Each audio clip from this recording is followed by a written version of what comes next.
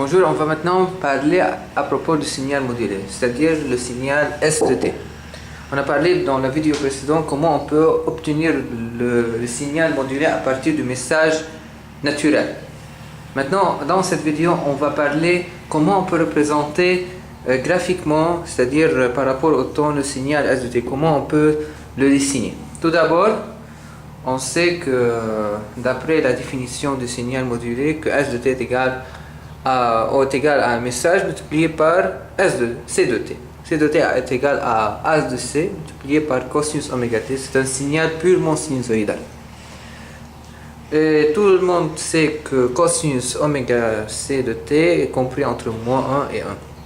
Ça fait que S de T est compris entre les deux fonctions qui sont opposées. Moins AC multiplié par le message et AC multiplié par le message. Donc, dessinons tout d'abord AC multiplié par le message et moins AC multiplié par le message.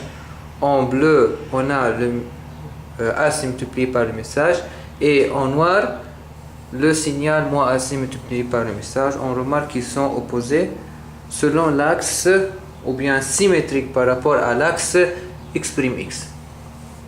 Et le signal modulé S de T varie entre ces deux fonctions-là. Donc, on a en rouge le signal modulé. Tout d'abord, avant de faire le signal modulé, on a remarqué que le signal C de T est de cette façon-là. On a remarqué que la fréquence de ce signal est très grande, c'est-à-dire la période est très petite. On remarque ici la période est très petite, non pas la fréquence. La fréquence est égale à 1 divisé par la période, c'est-à-dire la fréquence est très grande. Donc, celui-ci est le signal modulé.